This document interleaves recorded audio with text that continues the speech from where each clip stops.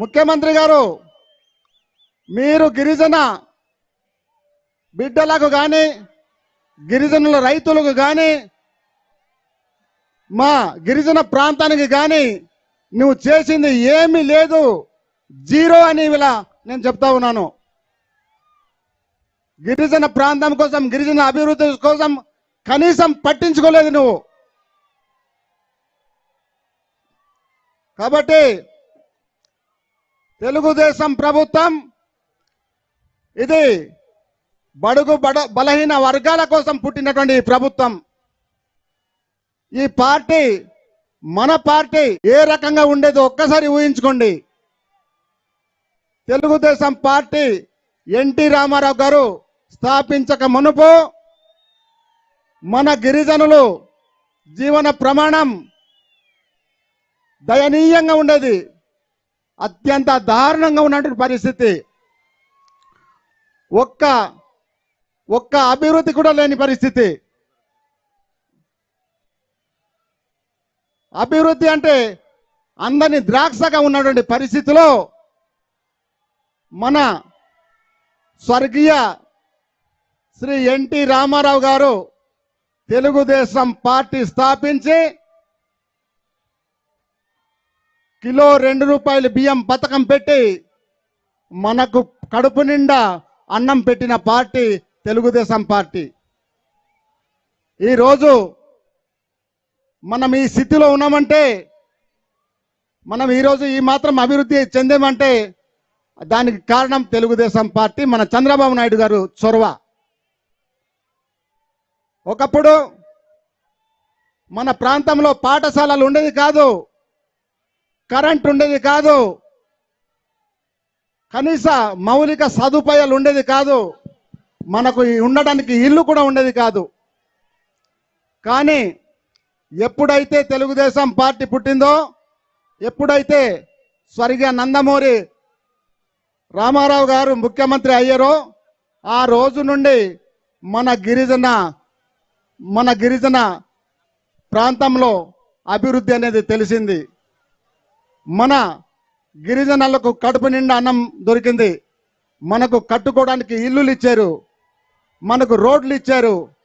ఈరోజు ఏ ప్రాంతం వెళ్ళినా, ఏ మారుమూల ప్రాంతం వెళ్ళినా మనకు బ్రహ్మాండమైన రోడ్లు కనబడు. ఈ ప్రభుత్వం, ఈ సైకో ముఖ్యమంత్రి మన గిరిజనులకు దగా చేశారు, మోసం చేశారు. ఆయనకి 2024లో జరగబోయేటటువంటి ఎలక్షన్లో మనం తగిన గుణపాఠం చెప్పలా వద్దా అని అడుగుతా ఉన్నాను మీ అందరికీ. మనకు ఇప్పటికే రేపు కాబోయే ముఖ్యమంత్రి శ్రీ నారా చంద్రబాబు నాయుడు గారు విచ్చేస్తా ఉన్నారు. మీరందరూ కూడా అఖండమైనటువంటి ఘన స్వాగతం పలకాలని మీ అందరికీ కూడా నేను మనవి చేస్తా ఉన్నాను సోదరులారా. మరి మీ అందరి కోసం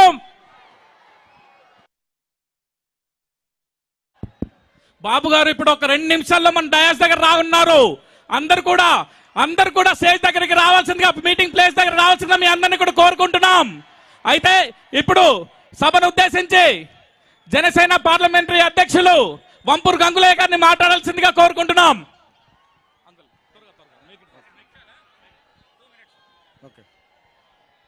ఈనాటి రా కదలిరా సభకు ఇచ్చేసినటువంటి అతిరథ మహారథులకి, అశేష ప్రజానీకానికి శిరస్సు వంచి నమస్కారం చేస్తున్నాను. ఈనాడు రాష్ట్రంలో సహజంగానే ఆర్థిక నేరస్తుడైనటువంటి జగన్మోహన్ రెడ్డి అరాచక పాలనలో రాష్ట్రం యొక్క పరువు తీసేయడమే కాకుండా రాష్ట్రం యొక్క ఆర్థిక మూల్యాల్ని సైతం ఈనాడు అతల కుతలం చేసినటువంటి వైసీపీ అరాచక పాలనకు ముగింపు పలకాలని చెప్పి జనసేన తెలుగుదేశం రానున్న రోజుల్లో ఈ రాష్ట్ర ప్రజానీకానికి, రాష్ట్ర భవిష్యత్తుకి మరి మార్గదర్శనం చేయడానికి సిద్ధంగా ఉందని చెప్పేసి తెలియజేయడానికి ఈనాడు మరి మన గౌరవ మాజీ ముఖ్యమంత్రి వర్యులు, తెలుగుదేశం పార్టీ అధినేత నారా చంద్రబాబు నాయుడు గారు విచ్చేస్తున్నారు. నారా చంద్రబాబు నాయుడు గారికి కూడా ప్రత్యేకంగా మన గిరిజన ప్రాంతం నుంచి ప్రత్యేక నమస్కారాలు తెలియజేసుకుంటా ఉన్నాం.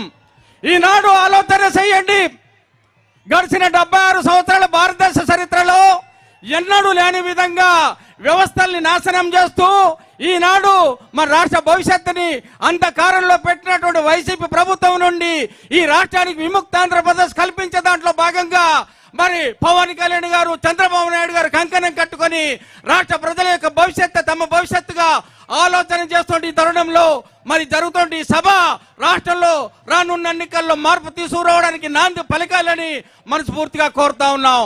ఈనాడు ఆలోచన చేయండి, గిరిజన ప్రాంతంలో కేవలం గిరిజనుల కోసమే పనిచేసేటటువంటి సమగ్ర గిరిజనాభివృద్ధి సంస్థలో మరి ఉద్యోగ ఉపాధి భద్రత కల్పించడానికి ఉన్నటువంటి జీవో నెంబర్ 3ను ఈ సుప్రీంకోర్టులో కొట్టివేస్తే దానికి సంబంధించి కనీసం రివ్యూ పిటిషన్ వేయలేదు సరికదా.